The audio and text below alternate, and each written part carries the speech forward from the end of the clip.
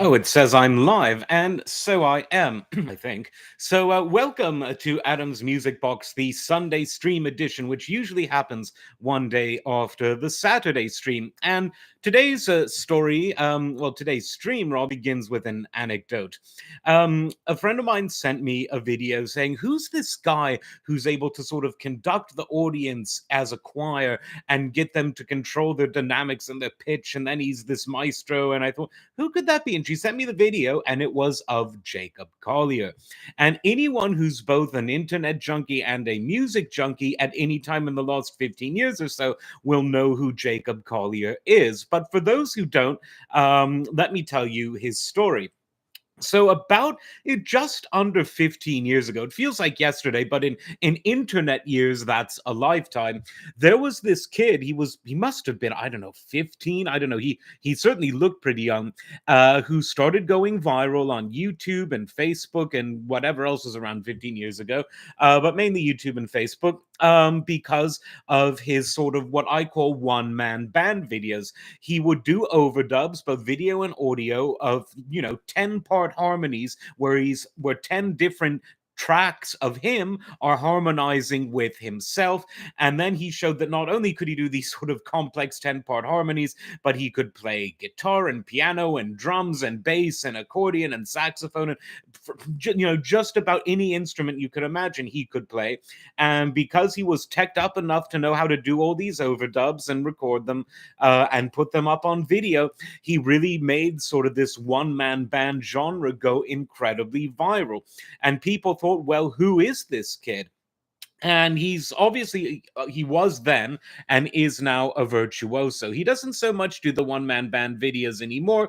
He sort of he did that format and pushed it really to its most sophisticated limits. So there are a lot of people have excelled at that format online. There's a guy who does like a one man band, Rush and Yes and Genesis and ELP, and there's a one man band guy who does sort of pop songs and heavy metal and hard rock. So there's an infinite amount of people.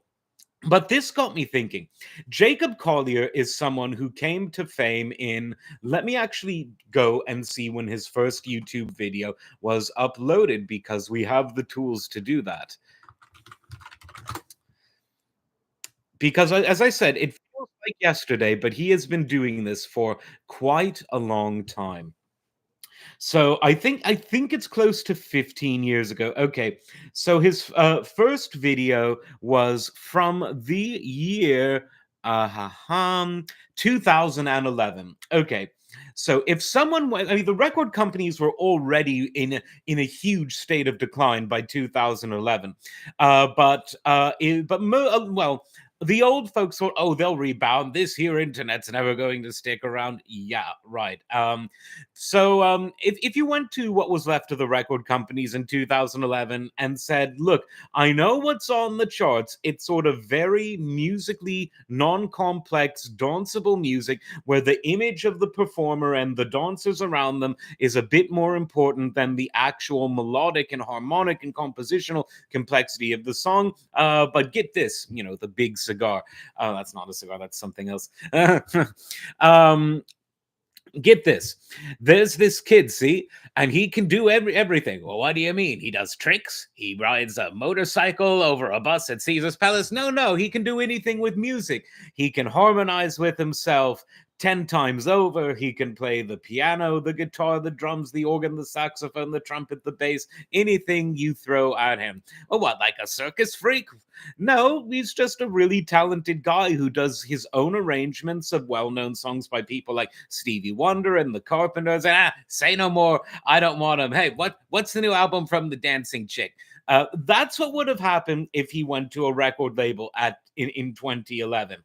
The internet allowed him, and I know for some people this is going to be a bit reductionist, but it's something for people who followed the music industry from its halcyon days to the present day. It paints an interesting narrative, at least to me.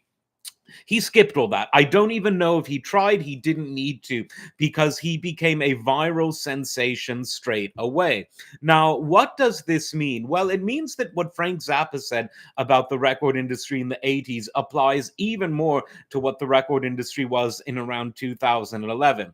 The people who run these companies that think they are oh so all knowing and oh so cool and oh so with it, they second guess what the public wants, and they typically get it wrong. People, while in groups might appear very stupid, on an individual level, they're much more intelligent than we give them credit for. I'm paraphrasing something Nietzsche said. It's something I believe in strongly.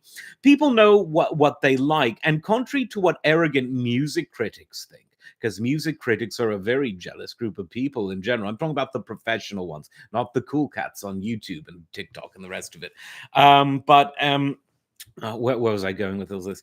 Unlike the music critics who hate skill and are jealous of talent, members of the public, regular people, they tend to really enjoy musical skill. They tend to like people pushing the boundaries. They like to see people play as best as they can. It's a bit, while art and sport are very different, because art is always subjective to a degree, and sport, unless you think that the referees are in favor of one team or another, it is objective. One team wins, one team loses. But nevertheless, people can recognize skill within the framework of subjective emotions and subjective proclivities. And people like Jacob Collier, because he has obvious skill and he uses it in a way that amuses and delights people. Simple concept, tale as old as time, but the record labels would have rejected that in 2011. Fast forward to more recent. Need a water break. It's so damn humid in here. You have no idea. And there goes the water. So fast forward to a few more, to more recent years, and Rick Beato. Now, Rick Beato is a wonderfully talented musician, composer, arranger, producer, engineer, musicologist, and he's been a professional producer and engineer and writer for decades. He's been a university teacher. He's done it all.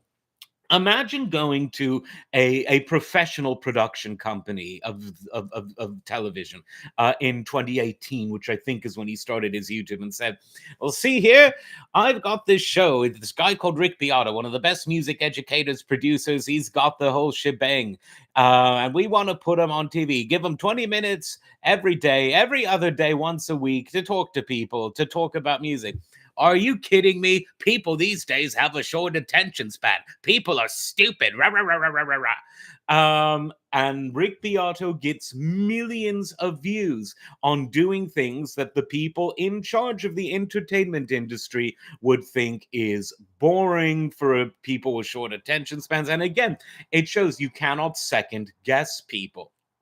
Look at the whole genre of reaction videos, which is something that the big wigs and the big production companies and the big networks, what's left of them, could produce, because for them, licensing wouldn't be a problem. You could hear the reaction. You mean to tell me it's just some person listening to music and then talking briefly about what he feels about it? I could hear that at a jukebox at the bar. And now we see reaction videos are some of the most popular content. And why? Because it creates an authentic sense of a listening community, and people love it because of that. It's a chance for us to humanize the online space in the same way that the jukebox created a sense of community among strangers at a bar or a pool hall or even like a sports bar, or in any places that used to have, in some cases still have jukeboxes, which are now all hooked up to your Spotify and Spotify clones. And so there's that. There are so many genres of music related content online in terms of visual programming. There's Rick Beato approaching things from an educational point of view. There's Jacob Collier as a performer. He's ancient in terms of the internet, but he's a young man still. He must 20s, and he's performing in concert halls around the world because of the fact he was discovered on social media 15 or so years ago. There's all of the guys. There's Jamal, who does great reaction videos. There's so many do that. There's the guy, forget his name, who does Why This Song Stinks. He doesn't put out videos frequently, but when he does, they're very funny and very musically interesting. There's people like Harmless Dave, who I like, who does like a review show. Some people might even enjoy this channel. I don't know who those people are, but they're certainly not the people who run the record labels, who would have seen no financial promise in the likes of Jacob Collier or Rick Beato or any of the other people who are now the superstars of online music related educational, informational, and entertainment based content.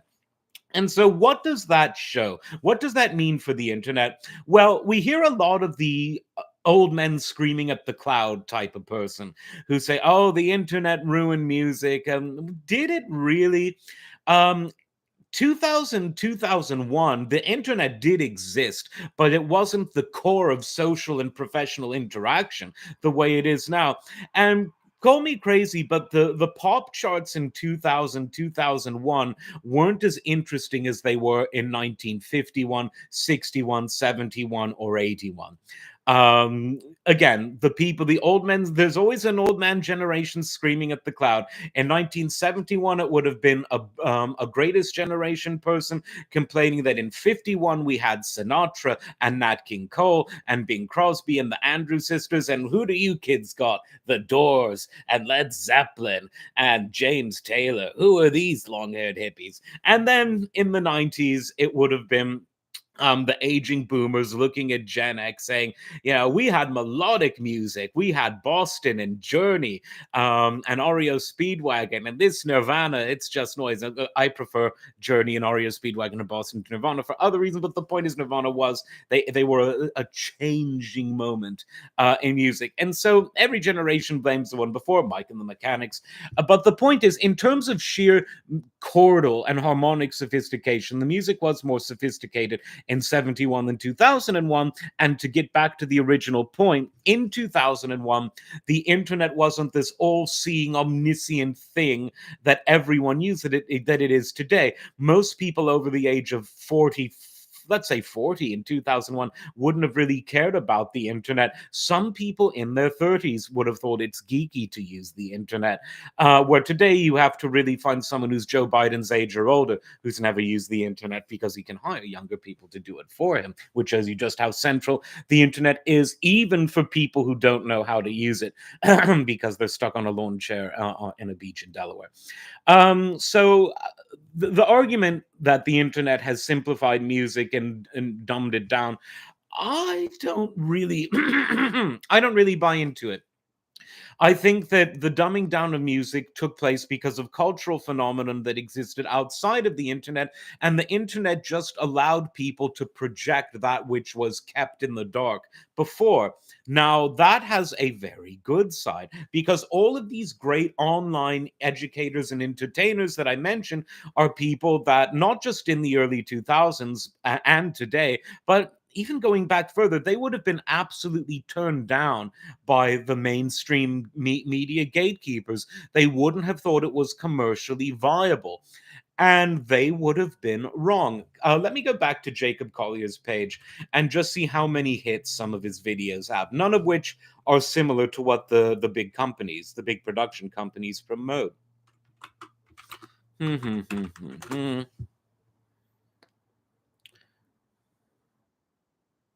Let's take a look. So 500,000 views, 500,000, 1.7 million, 1.8 million, 200,000, which is like for a snippet, 300,000, 270,000, 1.6 million, 4.1 million. The numbers are good. The numbers are very, very good. And same with Rick Beato. His videos do really well. So this is commercially viable, especially since the overhead of people like Beato or Collier in terms of what their internet content is, it's much lower than what it would have taken to produce an American Bandstand in 2025 dollars. And so they're getting bang for their buck. It's commercially successful. And what this shows is the people who think they know it all simply do not. Because the people today that are on the internet, it's the general public. It's not a niche of geeks like it was in the 90s, or people really into certain things way in the early 2000s. Everyone, like I said, everyone except Joe Biden is on the internet. And what that means is it's a very good fishing net to determine what you can catch in terms of the attention of the population. Because unlike a fishing net, we can always jump out of the net into another if we don't like what is being caught. So I think, without reservation, the internet has been really, really good for music in general. I think that it has allowed people that whose careers would have been sidelined or even destroyed by the old industry. It's allowed them to both flourish artistically and commercially. And I think that for any of the downsides of record labels themselves now getting lazy and saying, well, we don't want to spend research and development money on an artist, let's just find a stripper and put a microphone in front of her face, let auto-tune do the rest. There's always been a segment of the media appealing to the so-called lowest common denominator, and there's nothing wrong with that. If people want to hear it, it's not the fault of the people producing it. But by contrast, there were things people wanted to hear that were not being produced before. And now they are, because they were being done in people's basements or in the garage or in a bar. And now they're being done on a forum like YouTube or TikTok or any of the others, where millions of people, billions technically, around the world can sit and enjoy it. And I think that is a huge deal. Now, I want to finish up today by talking about something else that happened in the late 90s and early 2000s.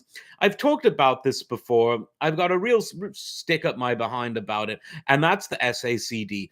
It's in terms of physical media, it's the pinnacle of digital sound. It's DSD, direct stream digital, which takes a very different approach than every other digital format, which is based around pulse code modulation, PCM. The idea of DSD is that instead of having multiple bits of information, of sonic information, you only have one, but the sample rate is so high that it more than makes up for it. So DSD has one bit, but it samples at 2000 something something something, whereas the traditional standard for really good PCM is 24 bits with a 96 sample rate. And so, to the naked ear, both sound really good these days. Don't get me wrong. But DSD was always, both in theory and I think in practice, the pinnacle of digital sound. Now you don't need a physical format to have it. You can download DSD, although the downloads of DSD are comparatively rare to PCM. Now, why has the SACD, a physical media with DSD, why is it still around now that we can download DSD files? Well, as I've said before, it's because of lawyers and licensing agreements. Record companies that give audiophile labels, which are the only people who still release SACDs, when they give them the ability to license their work, they generally these days only allow them to do it if they release them in formats that no one really considers mainstream, because they want to monopolize the mainstream formats. They want to monopolize the streaming, the downloads, what's left of the CD market, and even the sort of mid-grade LP market. And instead, they say to the MoFis, the mobile fidelities of the world, the acoustic sounds of the world, they'll say, okay, we can license you this, but not for a download, definitely not a stream, and increasingly not even for a regular CD or LP. We'll let you do it on a 45 RPM double LP because it's a more obscure way of producing a record, and will allow you to do it on SACD because not many people are interested in SACDs except for audiophiles who I think in most cases would be very happy to have a downloadable DSD file of the kinds of stuff Acoustic Sounds and MoFi are putting out. But because of the lawyers and the licensing, they settle for SACD, which is fine. It looks just like a CD, functions like a CD, only with this DSD sound quality. Now, again, I think that the audiophile companies and the record labels ought to sit down and reach some sort of licensing agreement that will allow a win-win monetization for these files to be put out, so that when Acoustic Sounds pays a great engineer like Bernie Grunman or Kevin Gray, or Chris Bellman or Matt Luthens or the Steve Hoffman is retired now, but you know what I mean. Any of these greats to do a mastering, the label should allow some sort of licensing agreement to get those masterings on the titles and on the co-buzzes and on the HD tracks and the rest of it. And you can work out a way to make it financially win-win. There are always, when there's a will, there is always a way with these types of things. But because we're not there yet, we're stuck, if you want digital sound of the highest quality, with these SACDs.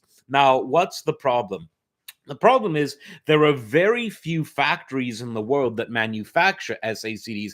And according to MoFi, allegedly, one of these factories, they didn't say which one, I think there's only about 3 in the world, is closing down temporarily for maintenance from now until summer. Whether they reopen or they claim they will, I don't know. And so this just shows why having these licensing agreements sticking us with physical formats, which in the digital world don't matter. For analog only exists in the physical world. But for digital sound, the fact that they will not just allow MoFi to sell DSD or FLAC PCM downloads from their website is so frustrating, because it means that we're relying on technology that, while still sonically perfect, is materially obsolete. Because for quicker and cheaper than producing an SACD, the exact same sound or even higher quality DSD can be downloaded at the push of a button. And it's these damn licensing agreements that are holding us back. Now, what's the solution if we can't get these licensing agreements, which I think someday we will? It will be inevitable, just like iTunes was inevitable, however much the music industry of the early 2000s resisted that. Until then, I think it would be a good idea for the MoFis and Acoustic Sounds and the others of the world to just get their own SACD manufacturing equipment. I looked at how much it actually costs to manufacture an SACD, and it's between $2 and $5. That's the physical manufacturing itself, the kind of cost that would be zero if you had it as a download. For that, you'd have the mastering costs, you'd have additional costs for cloud, but you wouldn't have a repeated manufacturing cost. So around $2 to $5 to manufacture each disc, inclusive of the packaging, and the average selling price of an SACD in 2025 is around $35. It was around $23 before they printed all the money a few years ago. Thanks, Federal Reserve. So if the manufacturing cost is that low compared to other formats, particularly compared to most hi-fi audiophile analog formats, why couldn't Acoustic Sounds and MoFi get their own SACD pressing facilities? I mean, surely some of the old facilities that had them that have shut down will be selling some of the equipment. Does Sony even make the equipment anymore? Because Sony invented the SACD as a proprietary format, which is one of the reasons it didn't take off. They got a bit greedy. They made it so that you couldn't hook it up digitally to an external DA converter. They did a lot of things that in the medium and long term did not help the health of the format. But just as all digital physical formats are obsolete today because you can do the exact same thing or better without them, it's one of these formats that we're stuck with it because the people who sit around these record companies that strike the licensing deals will not let the audiophile masterings made by these great engineers go out in an easy way as downloads. They really ought to think twice. And in a sane world, this SACD crisis at MoFi would lead people to consider just that, getting around the negotiating table and making a deal. Let us have our downloads. It's not happening anytime soon. And so, since that's the case, the solution I can think of, MoFi really ought to look into how to manufacture its own. It owns its own LP manufacturing plant, and the manufacture of an LP is much more expensive than the manufacturing of a Blu-ray, an SACD, a DVD audio, or let alone a cheap old regular CD, which costs about 75 cents per unit to make. So they really ought to do that. They really ought to think about their customers and one way or the other do the right thing. One of the things just requires a bit of investment, the other requires a good negotiator. Invite me to the table. Let's go. So that's my thoughts for the week. Let me know what you think in the comments. And as always, like, subscribe, and we'll see you next time. Take care.